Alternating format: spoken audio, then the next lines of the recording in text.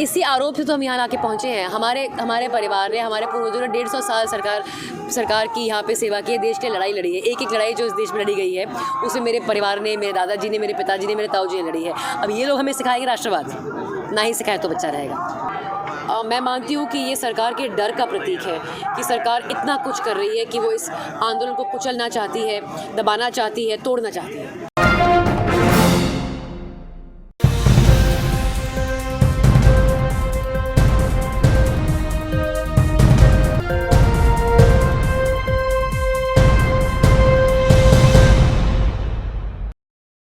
मैं तो किसान आंदोलन के साथ शुरू से जुड़ी हुई हूँ और उसका बहुत आसान सा जवाब है कि क्यों जुड़ी हुई हूँ। वो इसलिए कि मैं एक किसानी परिवार से हूँ और मैं एक फ़ौजी परिवार से हूँ और अधिकतर लोग जो फ़ौज में जाते हैं वो किसानी परिवारों से जुड़े होते हैं। और जब मुझे देखने को मिला कि अलग अलग तरीके से इस आंदोलन को बेबुनियाद इल्ज़ाम लगाकर बदनाम किया जा रहा है, इसे तोड़ने की कोशिश की जा रही है, तो मुझे लगा कि मेरा ये कर्तव्य बनता है एक फ़ौजी की बेटी होने के नाते, एक किसान की बेटी होने के नाते, कि मुझे यहाँ पे आके इनके समर्थन में खड़े होना है। रही बात किसान आंदोलन की है, आज हमने यहाँ पर एक लीगल सेल की स्थापना की है, उसका उद्घाटन किया है राकेश टिकायत जी और मैंने, और 2-3 और हमारे यहाँ वरिष्ठ नेता थे। और ये लीगल सेल की स्थापना वासु कुकरेजा जी के नेतृत्व में की गई है और ये की गई है उन किसानों के लिए जिनके ऊपर दबाव डाला जा रहा है केसों के साथ, नोटिस के साथ, कि अलग अलग इस प्रकार के धाराएं लगाई जा रही हैं जिनकी समझ शायद नॉर्मल इंसान को नहीं होती। तो उनकी सहायता के लिए ताकि हरासमेंट टैक्टिक्स जो यूज़ किए जा रहे हैं उनको किस तरीके से कानूनन कार्रवाई करते वक्त किसानों के पास हमेशा एक एडवोकेट अवेलेबल हो, वो लीगल सेल हमने आज ये शुरू किया है। मैं ये भी जानना चाहूँगा, जहाँ एक तरफ लोग आ रहे हैं, आप आए किसानों के समर्थन में, दूसरी तरफ किसानों को दबाने की कोशिश की जा रही है। इंटरनेट बंद कर दिया गया, पानी की सेवा बंद कर दी गई, बॉर्डर लगा दी गया, चारों तरफ कीलें लगा रखी है, इसको आप किस तरीके से देखते हैं? जब एक सरकार अपने ही नागरिकों पर इस तरीके का, मैं अत्याचार नहीं कहना चाहूँगी पर और कोई शब्द नहीं है, जब इस तरीके का व्यवहार सामने लेकर आ रही है तो आपको ये अंदाज़ा होना चाहिए कि सरकार भयभीत हो चुकी है।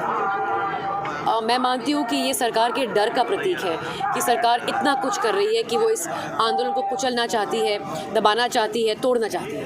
देखिए, तमाम बड़े चेहरे हैं, जैसे बॉलीवुड की बात कर लें, सचिन, अक्षय कुमार हो गए, कंगना रनौत, तमाम बड़े चेहरे किसान आंदोलन के खिलाफ हैं। देखिए, अब किनका ज़मीर क्या उन्हें कहता है और उनका क्या जज्बा है, उसके बारे में तो मैं कुछ नहीं कह सकती। मैं सिर्फ अपनी बात कर सकती हूँ, कौन खिलाफ़ है, कौन साथ है। देखिए, ऐसा है, सरकार बहुत सी चीज़ें खुद अपने मुंह से कहती है और बहुत सी ऐसी चीज़ें हैं जो दूसरों के मुंह से कहलवाती है। अब कौन क्या कहलवाए, किसके ज़रिए क्या कहलवाया जा रहा है, ये आपको सोचना पड़ेगा।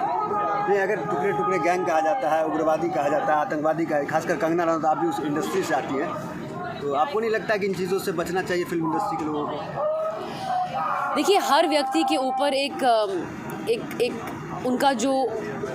उनकी जो अंदर की आवाज़ है, जब वो दब जाती है और जब वो उनको लगता है कि उन्हें एक अलग तरीके से शायद अपने आप को पेश करना है किसी भी कारण से, तो फिर वो सब करते हैं। मतलब, और कहने के लिए, मतलब ऐसे लोगों पर क्या कहा जाए, मेरे पास कुछ कहने को नहीं है ऐसे लोगों के पास शब्द नहीं है। लेकिन वो झांसी की रानी कही जाती है, तो फिर आप क्या हैं?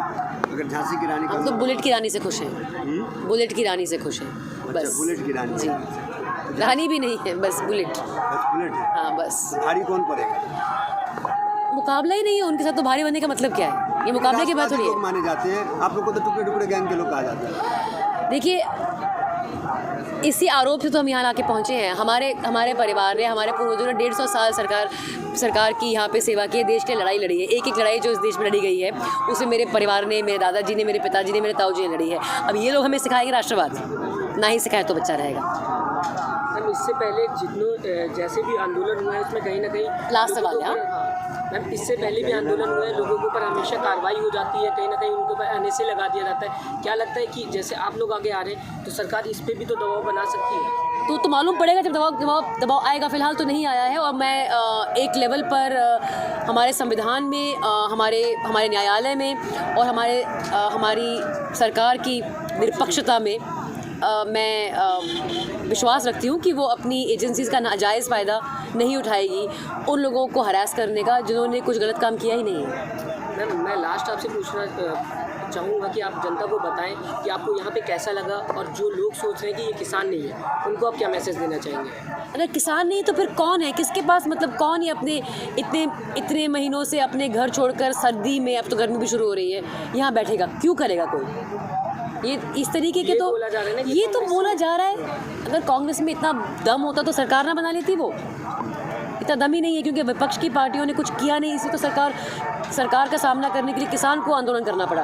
अगर विपक्ष ने अपनी ड्यूटी निभाई होती तो बात यहाँ तक नहीं पहुँचती।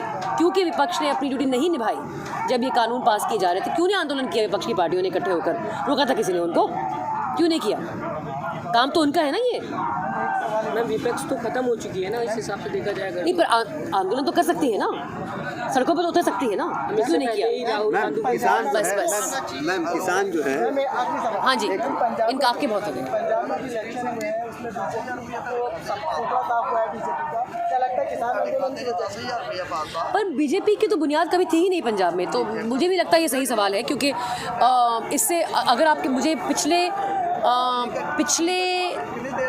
चुनाव का क्या नतीजा था, लोकल चुनाव का मेरे पास वो नतीजा नहीं है। पहले कितनी थी उनकी सीटें पता है आपके पास? 30 उस पर लड़ती थी बीजेपी, अब कितनी में लड़ी है? वो भी दोनों मिलके। हाँ, अभी कितनी मिली है? मैम अभी तो उनको 3 या 4 मिली है ना, मेरे पास है यहाँ पे कहीं पर। मैम किसान जो है वो तमाम चीज़ें कर रहा है, चक्का जाम कर रहा है, एक मिनट। ट्रैक्टर परेड निकाला है। ऐसे में अगर सरकार तो मान नहीं रही, आगे की रणनीति क्या होगी? मैं थोड़ी ना हूँ किसान मोर्चे की आगू, मैं कैसे जवाब दूँ ये सब आपको? आप समर्थन करती है तो आप कुछ राय देना चाहेंगी? मैं थोड़ी राय दे सकती हूँ आप। हाँ जी, 2 आई हैं, 2 तो मतलब इंडिपेंडेंटों को ज़्यादा मिले हैं, 40 सीटें मिली हैं और भाजपा को 2 मिली हैं। पर ये शायद सवाल बुनियादी तौर पे गलत है क्योंकि उनकी बेस नहीं है कोई पंजाब में।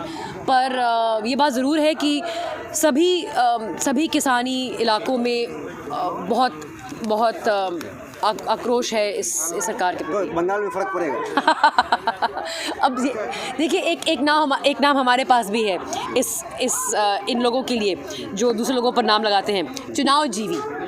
वो चुनाव के लिए जीते हैं, चुनाव के लिए ही जीते हैं, तो उनको सिर्फ चुनाव लड़ने हैं और चुनाव जीतने हैं। तो उसका सवाल तो चुनाव जीवी ही देंगे। हम उसका मतलब इस सवाल का जवाब नहीं दे सकते। आंदोलन जीवी जिस तरीके से किसानों का कहा जा रहा है, इससे क्या प्राउड महसूस कर रहे हैं कि प्रधानमंत्री ने आंदोलन जीवी शब्द कहा? देखिए,